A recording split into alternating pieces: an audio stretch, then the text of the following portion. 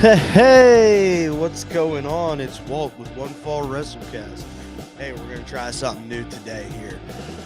Listen, so I used to do these opinion pieces an awful lot, right? And eh, eh, they were just kind of there. But now that things have changed a little bit and we seem to be kind of finding our footing a little bit, I figured I'd go ahead and give it another chance. Obviously, I'm without my two fantastic co-hosts, Tom and even Little Dickbag Derek. But you know what? Hey, man, we're going to just try it to see what's going on. So, obviously, there is all kinds of talk going on around Cody Rhodes right now. It's exciting, man, and I think that a lot of times that we as pro wrestling fans, we want to come in and we just want to bash absolutely everything that happens, right? Like absolutely everything. And it's just kind of not fair. I think that sometimes we forget why we watch pro wrestling in the first place. And that's to be entertained and that's to enjoy the ride. But I will say this. As of today, March 11th, 2022, Cody Rhodes is the most powerful man in all of professional wrestling. You can say that it's Vince McMahon, you can say that it's Tony Khan, but you're wrong, and that's okay. So let's put this into perspective. We've been talking nonstop about Cody Rhodes since the news initially broke that he was going to be a free agent. And now here we are. We're still talking about him. And what's this been? A month and a half since the news initially broke? Maybe 2 months. Working on a handshake deal, trying to do things the right way to take care of AEW. Man, we talked about it at length on this show. How crazy that is. And it's a lot to take in.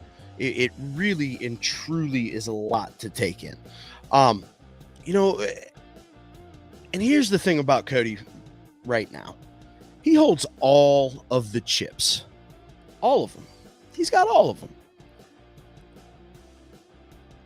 He can quite literally choose whether he decides to go to WWE or he can stay in AEW with Tony Khan. There's options there. Nothing's off the table at this point. But one thing that I think he's done a really, really good job of is he's kept it kayfabe. Kept it very tight to the vest. I mean, in a world of make-believe, you never know what's true and what's not, right? And that's what pro wrestling's all about. Having a good time. And I think as a fan right now, if you're not enjoying what is happening, then you're selling yourself short. Because it's just sit back and enjoy, man. That's all that you can do. There's a lot of things going on right now. A lot of people don't even think that Cody Rhodes is actually a free agent. However, I believe that Cody Rhodes is absolutely a free agent. I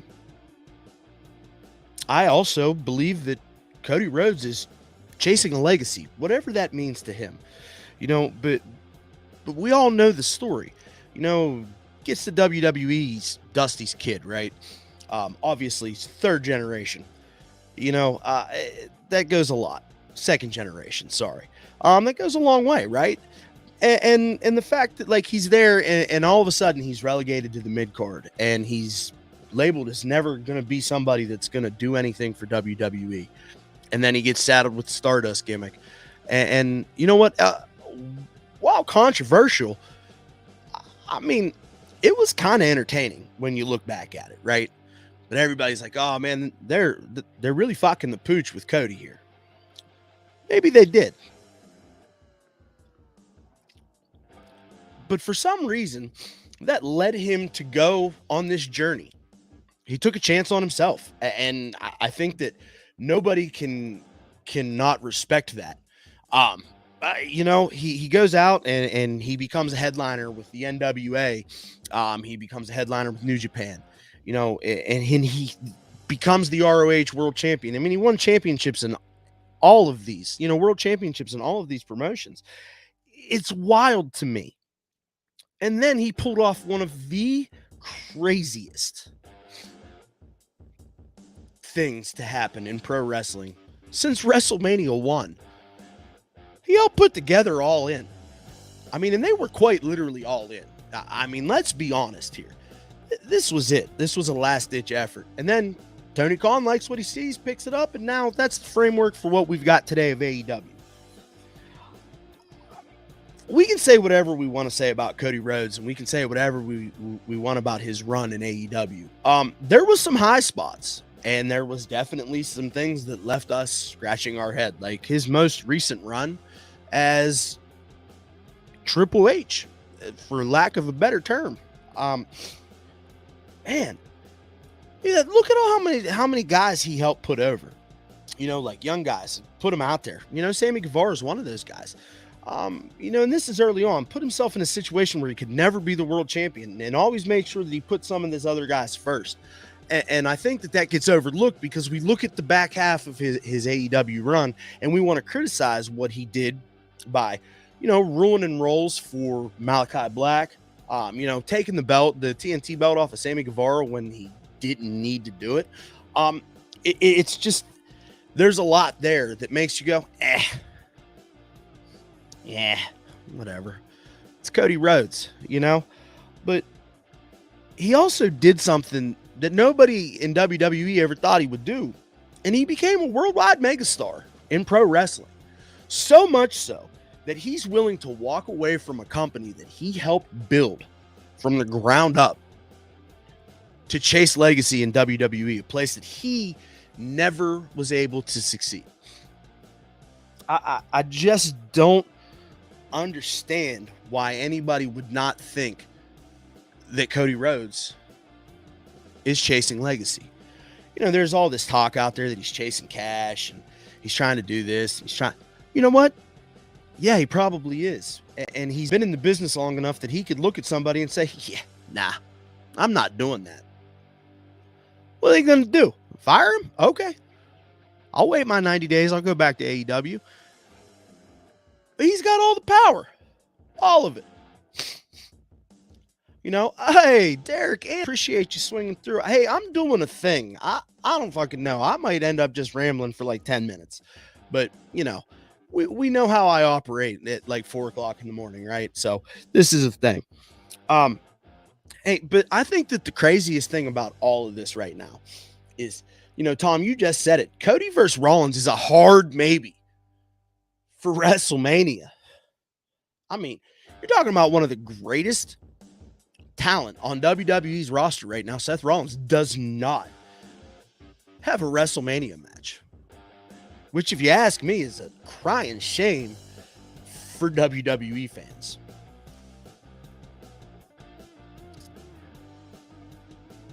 And just so happens that Cody Rhodes is out there just looking for something to do. So, hey, man, why not? That could be a thing. But let's not forget that a couple of months ago, Cody Rhodes cuts a video promo on the internet, says, hey, I'm getting ready to take you guys on a wild ride like pro wrestling has never seen before, right? And he was not lying. Not at all. Not at all. And the fact that, like, we're here as wrestling fans, whether you want to be an AEW guy or you're a WWE mark or you're just here to enjoy pro wrestling for what it is, everybody's watching. Everybody's paying attention. And we could talk about this every week on the show. But there's just other things going on.